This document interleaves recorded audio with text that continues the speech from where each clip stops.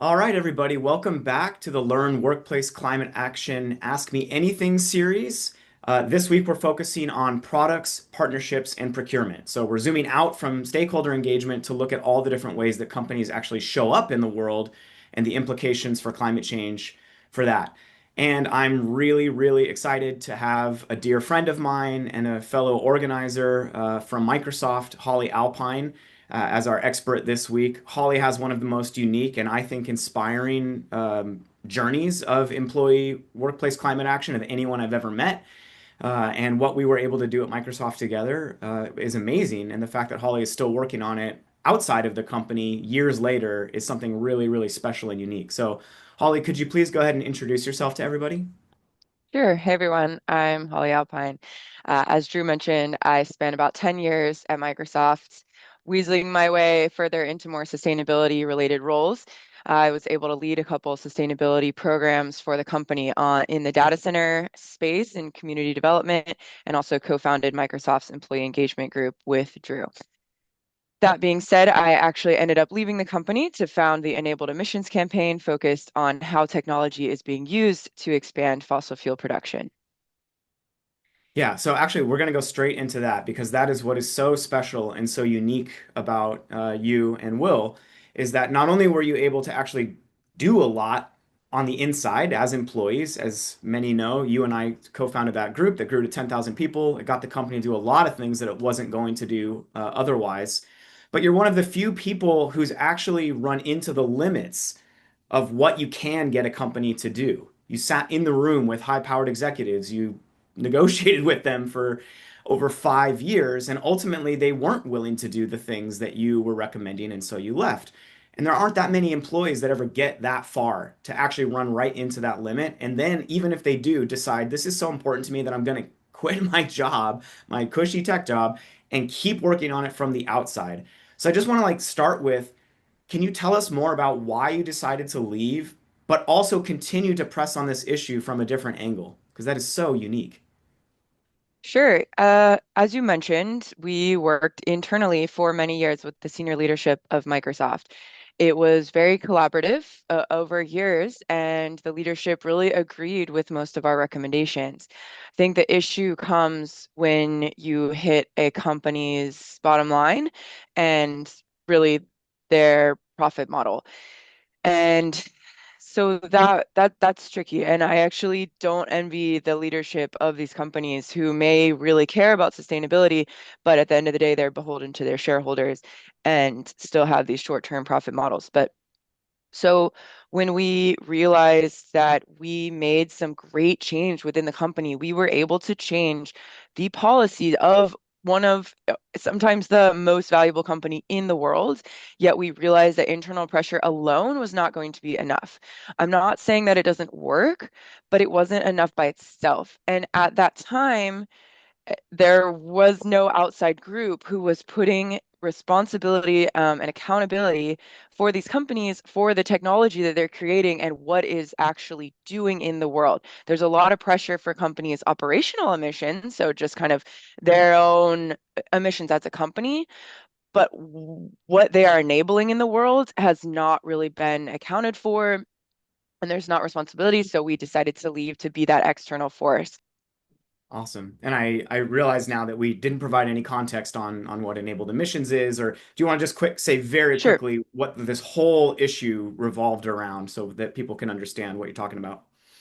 Enabled emissions are emissions that would not happen if not for a technology that is enabling them to happen. So in this case, it's mostly Microsoft. They're the largest cloud provider by far, but it's the whole tech industry that is providing advanced technologies like AI, but also IoT, cloud, various advanced technologies that are providing to these big oil companies so they can gather all their data, evaluate that data, use that data for decision making to expand fossil fuel production. So it is an impact that the technology is having from its use. There is a lot of scrutiny right now on the environmental impacts of AI, but they very narrowly focus on the running the technology. And there's a lot of groups focused on that, but we to our knowledge, are the only group globally that is focused on how that technology is used. An analogy here is like you don't just judge a bomb company on their violence from their violence in their workplace. We evaluate them on the weapons that they're making and putting out into the world. And that's what we're focused on. What is going out in the world? That's what enabled emissions are. You can go to enabledemissions.com to learn more. Great. And so that really hits the nail on the head, right? Because the topic this week is about ensuring that products and partnerships don't serve bad climate actors. And so, as you said, what you guys are calling for is a much more expansive view of responsibility for sustainability, far beyond just what happens because your company exists and consumes power and ships packages and drives trucks. It's about what are you enabling in the world because of what your company creates and produces. And in your case, calling out that Microsoft is one of the largest providers of technology to the fossil fuel industry in the world, which of Yeah. course keeps them profitable and powerful. The So, largest, more than all the other providers combined. I just yeah, want to for flag sure. that. So, if this is true, then how can companies actually use their influence to push their partners and their customers? And in an ideal world, like how do companies leverage that full suite of their influence of what they put out into the world to actually have climate, something that's more climate positive? Yeah. And companies have massive leverage through their contracts and their partnerships and their supply chains, and they need to use that leverage to set real climate goals and climate conditions for the whole industry and world to move in the right direction. You can't be pushing forward in one direction with your operations and pushing backwards in the other direction with your supply chain and your technology and the supplies or what you're providing into the world. So looking at your partners and your customers and providing technology that is only pushing the world in the right direction or demanding transition plans from your suppliers. That is one thing that Microsoft is doing well, is in their for their suppliers demanding credible transition plans. But it's got to go the other direction as well, and also calling out industry practices that undermine climate goals. You can't just stay silent on the whole system. You have to be part of the change that moves this whole system in the right direction. Right.